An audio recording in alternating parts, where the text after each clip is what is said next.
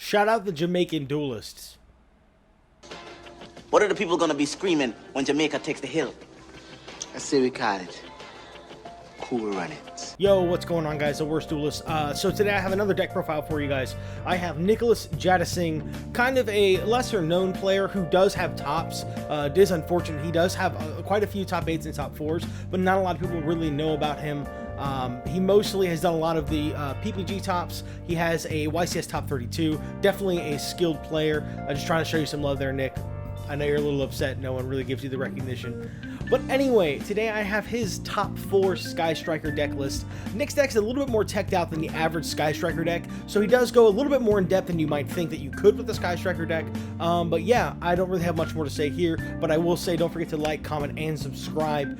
The links to all of my socials will be down below. We'll be streaming on Twitch a couple days out of the week, Monday through Friday, starting up next week. So yeah, you can look forward to that. Catch me there if you want. We're going to be live doing a bunch of memes. Also, the Discord and the Twitter's down there. So anyway, we'll take it away over to Nick. Hi, I'm Nicholas JADUSINGH. I top 4'd at the PPG TCG Con. I only lost to Ortiz, who, you know, shout out to Ortiz, taught me the deck, not once but a few times. But yeah, shout out to like Jamaican players, because I'm actually from Jamaica, so you know a lot of people don't think there are a lot of players in Jamaica. So shout out to the Jamaican players.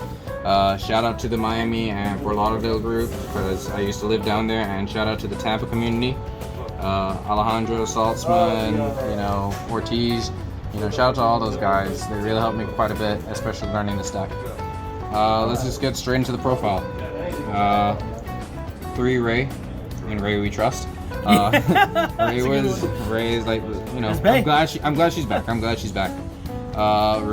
Ray's Robin, you know. Seems good. Hand traps, 3 Ash, 3 Veiler, 3 Nib, well, monster hand traps. The objective is slow them down and then outgrind them. Right. Most decks, once you slow them down enough, you can really outgrind them really quickly. No one's respecting this either, so it's really good. Yeah, I feel like going forward, I might replace it with Bell. Bell's insane too, though. I'm not. It's so much shit. Yeah, I'm not sure. Because to be honest, Drytron's fly. Multi-roll, engage. Thank God.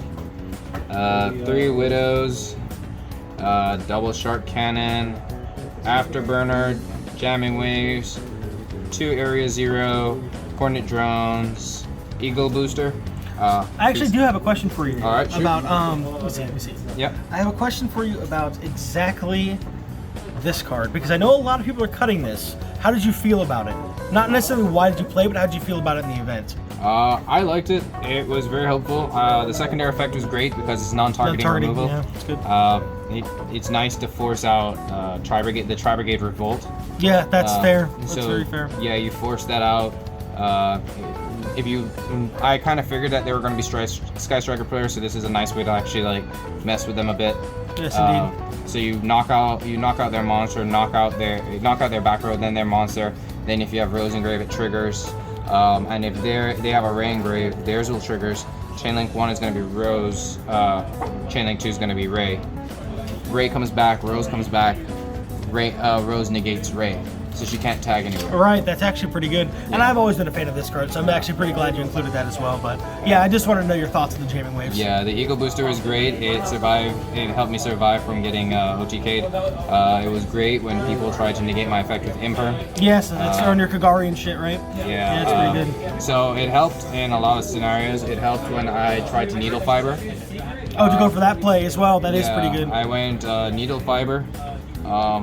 One opponent waited till I went into access code to try and name me, and I just Eagle boosted it, yeah. So cool, thanks for the token, and just, you know, wipe out their board. As I said, it had a lot of applications. I feel like going forward, this should be the standard, because there's gonna be Sky Striker mirrors. And Widow Anchor is going to be a thing. Eagle Boot, what's it called again? Widow Anchor is going to be a thing. Mind Control is going to be a thing. So I do believe that this should be standard in Sky Striker decks. And this card has that symbol right there. And that is a very good symbol on a Yu-Gi-Oh card. Yeah, it's wonderful to work with for multi-roll. It can, it can do. There are a lot of applications with the Eagle Booster. At the beginning of the format, nobody thinks it has any applications, but you'd be surprised at how much use you can get. Yeah, that is true. As more mirrors you play, the better that card will get. It's true. You get a lot of mileage out of it real quick. And non-striker cards, more or less. Ray. Ray, Rose, Terraforming, Upstart, 2 Foolish Bearer Goods, and Metal Flows Fusion, and Called By. I did not want to play Desires. I wanted my deck to be very consistent, but at the same time, I didn't want to. My issue with Desires is my luck is atrocious, and with only 5 monsters, well, 6 monsters technically, I will be the person to activate Desires in this deck and lose every single monster. Yeah. Or be in situations where I have to do it. This man banished Gazelle every time in Salad. I know my luck. Never needed it. I like the fact that you can actually Foolish Goods Fusion, Rhoda, and then engage. Yeah, that's quite strong. Yeah, and I played Called By. Called By was great. It was actually card's insane. Yeah. You hit in the mirror match, you can hit their Ray out of graveyard for sure. Because again, they have limited starters, so as long as you can keep them away from Ray, then you pretty much win the game. And the super floats to the top. So. Oh yeah, absolutely. You have to play super. But no, this was nice because it helps to get your secondary effects, and that's kind of what I was aiming for. I wanted. You were playing the jamming waves as well. Yeah, so, I always wanted to be able to get my secondary effects. Indeed. So. Imagine having bonus effects. God, Striker's broken. I play going first, so again, Strike, Emperor. Strike is great. I really love Strike. As I said, I went for a lot of time when I went for access code. Somebody would either nib me and I have the Eagle Booster, or nib, and I strike it. They try to ash me, I activate Strike. Right. I mean, it had so many applications. On Sky Striker links, when you link into it, you strike it, avoid them from bringing back Ray. Indeed. Ray activates, if you decide to be cheeky and they decide to try and activate Ray's effect. Then you activate Ray effect, okay, cool, strike. There's just so many applications for this card, and it's actually really great. And great against Tri-Brigade as well. You can yeah, for sure. You can help. Let them resolve the revolt, or just the Appaloosa, or whatever, It's pretty good. Tri-Brigade was, probably a buy, honestly. I'm being honest. I'm not gonna say it was a buy because if they draw order, then yeah. But for the most part, it was pretty simple. You hand trap them a couple times. Don't let them get any advantage from their banishing, and that was it. So my top 8 opponent, he tried to activate his effect. I think I hit him with Impermanent Veiler.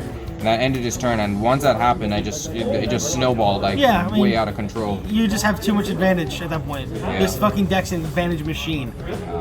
You have to have a Sky Striker token, otherwise. Specifically that one, yes. You have to have it, otherwise you're not playing strikers. Access code, it's nice and UK-like, speaks British. And, for sure. Sips tea. We have Celine. We got Needle Fiber because we were always doing the Needle Fiber. Yeah, combo. that package is insane. It's great because you can Shark Cannon their Veiler. Whatever. Anchor. Pop off. It's just so easy to get into it. Yeah, it's pretty good. Ningrisu, great for Dragoon if you can get to it. Zeke was wonderful.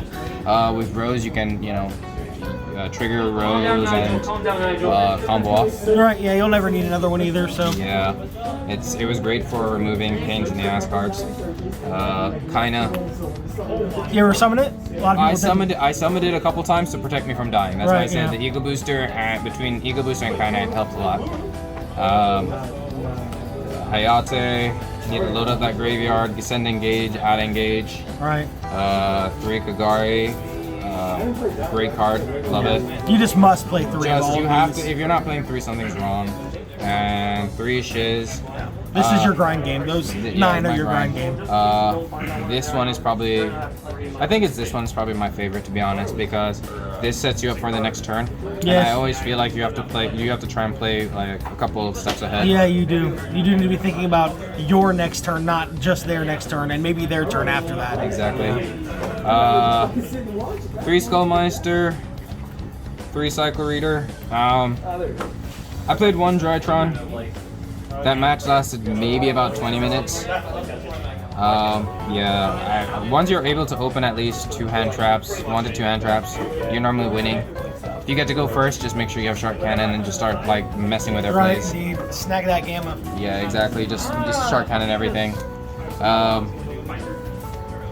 My opponent, like I feel bad for saying this, but I drew Cycle Reader and I looked at him and I'm just like, you know what, just for funsies, and I just tossed a Cycle Reader on him and he's just like, really? I drew it. I was like, at this point, like I have so much advantage, whatever. My hand is getting too big, so I figured dumping a Cycle Reader was a nice way to, you know, shrink my hand. Oh yeah, it wasn't BM at all, but yeah.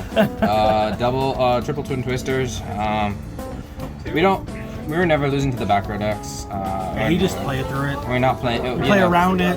I mean, we were never losing to the Harambe decks. Yeah, there you go. Not losing to the Harambe decks. This card was literally my favorite card. That shit's insane, bro. It was my favorite card all weekend. It's great against the Shadal deck. So normally, I'm sure it is. Normally, what happens is you try to like take your Link off the board so they don't have a free, you know, Shadal fusion. What you do is you set this little bit puppy, and then they activate. They get real trigger happy. They get real trigger happy. And you and then they lose. And you lose. It's a very nice, quick way for you to lose your resources, lose a lot of your grind, and a lot of times it just stops their turn. Yeah, that just makes people pass. That card's insane. Against Drytron, I flip it. You know, you flip this, and that's it. It's like any random combo deck too. Like you literally rain on their parade. If I played against Prank Kids, you flip this card.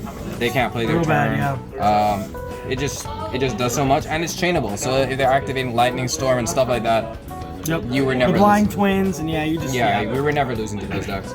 And then Shared Ride, with Sky Strikers being more prevalent, this is a great card.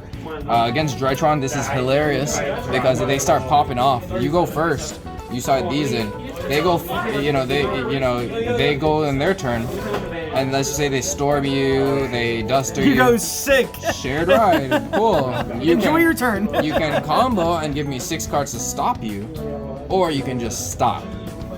Most times they will stop. Like about 98% of the times they are going to stop. Pretty good. Against Sky Striker, it's a nice way to like try to prevent them from getting too far.